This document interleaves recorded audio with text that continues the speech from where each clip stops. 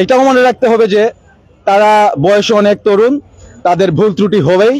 আমরা ঘরে বসে তাদের সমালোচনা না করে, ফেসবুকে সেটাকে নিয়ে পোস্ট না করে, আমাদের উচিত যার যার নিজ নিজ অবস্থান থেকে এগিয়ে এসে তাদের ভুলগুলোকে শুধরে দেওয়া এবং তাদের কাজে সহায়তা করা। আমি আমার নিজের কথা বলতে পারি। আমি মেজর অবসরপ্রাপ্ত মোয়াজ বিন আজহার। আমি বাংলাদেশের একটা স্বনামধন্য কোম্পানিতে ডিজিএম হিসেবে চাকরিরত আছি, কিন্তু বাংলাদেশের এই ক্রান্তি লগ্নে আমি আমার নিজের দেশের স্বার্থকে রেখে বসে থাকতে পারিনি। আমি আমার দেশের জন্য কিছু করতে চাই। আমি একজন এক্স ক্যাডেটও ছিলাম, যার কারণে আমি আমার এক্স ক্যাডেট এবং বাংলাদেশ সশস্ত্র বাহিনীর সকল অবসরপ্রাপ্ত সদস্যদেরকে আহ্বান জানিয়েছি একই ফোরাম, একই প্ল্যাটফর্মে দাঁড়িয়ে এই দেশটাকে এগিয়ে নিয়ে যাওয়ার জন্য। কারণ এই বর্তমান পরিস্থিতিতে বাংলাদেশের 3 বাহিনীর সকল অবসরপ্রাপ্ত কর্মকর্তা কর্মচারীগণ তারা যদি স্বেচ্ছায় এসে আমাদের এক্স ক্যাডেট এবং বিএনসিসির যে ক্যাডেট যাদেরকে আমরা এর মাধ্যমেই প্রশিক্ষণ দিয়েছি, তাদেরকে আমাদের মতো করে গড়ে তুলেছি, তাদেরকে সাথে নিয়ে যদি আমরা মাঠে নামি, তাহলেই সম্ভব বাংলাদেশের বর্তমান আইন শৃঙ্খলা পরিস্থিতিকে নিয়ন্ত্রণ করা, দেশকে পুনর্গঠন করা এবং দেশকে একটা স্বাধীন এবং মুক্ত দেশ হিসেবে গড়ে তোলা। আমার এই আহ্বানে আমি জানি না কতজন সাড়া দিবে, সেদিকে আমি লক্ষ্য করি না। আমি সবসময় বুঝি যেটা নিজের অবস্থান থেকে এক পা আগানোর সুযোগ থাকতে সেটা এক পা আগাও, বাকিটুকু পৃথিবী তোমাকে এগিয়ে দেবে। সুতরাং আমি আমার বিশ্বাসের জায়গা থেকে এগিয়ে এসেছি। আমার সাথে তরুণ, নবীন এবং উদ্যমী কিছু প্রাণ এসে পাশে দাঁড়িয়েছে। আশা করি আমরাই একদিন এই দেশের সকল সমস্যার সমাধানে সহযোগিতার মাধ্যমে দেশকে পুনর্গঠন করতে পারবো ইনশাল্লাহ। ধন্যবাদ। ছাত্রদের আন্দোলনের চাপের মুখে শেখ হাসিনা বাংলাদেশ ছেড়ে পালিয়ে গেছে।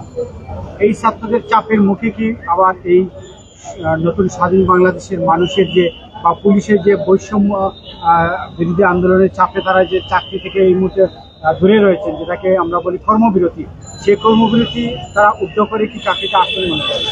আসলে আমি আপনাদেরকে একটা জিনিস স্পষ্টভাবে বলতে চাই, পুলিশ যদি আসে তাহলে তাদের চাকরির জন্য আসবে, তাদের নিজেদের দায়ে আসবে। পুলিশ না আসলে কি এই দেশ আটকে যাবে?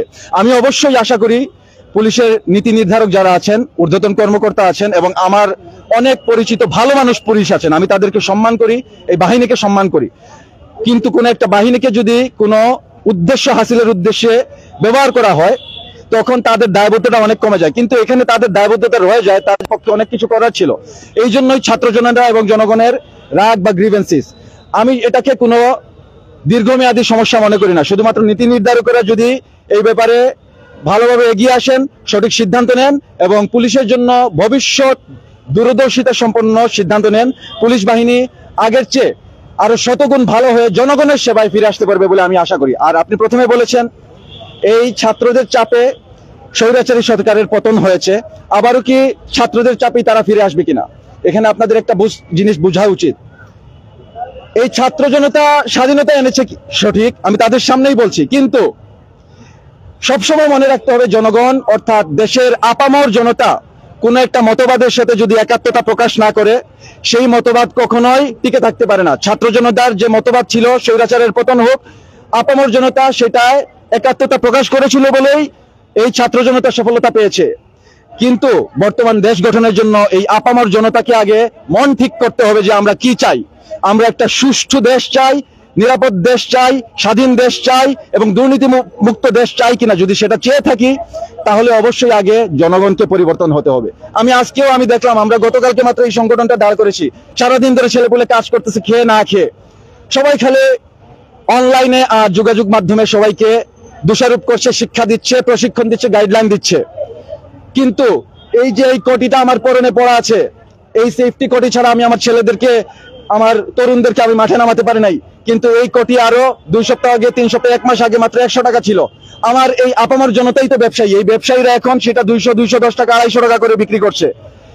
এইভাবে যদি মন মানসিকতার পরিবর্তন না করতে পারি, এই দেশকে কিভাবে পরিবর্তন করবেন?